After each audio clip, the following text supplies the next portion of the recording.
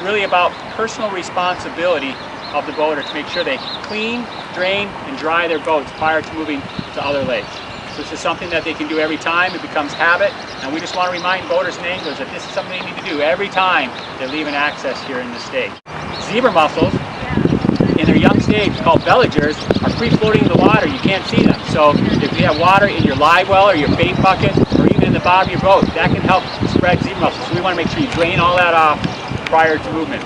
If you've been in a lake like Minnetonka, especially for multiple days, it's important to pressure wash your boat as well. As the boaters prepare for the upcoming boating season and fishing opener this weekend, we'd like to take this opportunity to advise boaters that we will be ramping up our efforts on the enforcement end to monitor people leaving the lakes and also coming to the lakes as to what they have on them. Since Lake Minnetonka does have zebra mussels on it, you can actually have zebra mussels attached to those aquatic plants.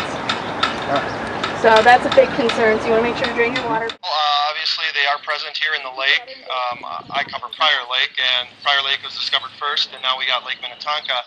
So in conjunction with the awareness of that, we are trying to step up our efforts here on the lake to help stop the spread, as we do know that many boaters frequent this lake as they do other lakes here in the metro and statewide. So it is very important on enforcement's end to try to educate the public on what they need to do to help stop the spread of this invasive species out of Lake Minnetonka. Anchor rope, so you want to make sure to not transport those.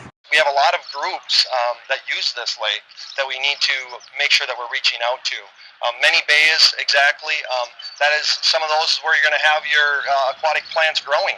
You know, some people travel those bays and some people don't. Some people like to stay out in the middle of a lake where there isn't many aquatic invasives. But they do exist on this lake, so it is a large group of users that we have to try to reach out to.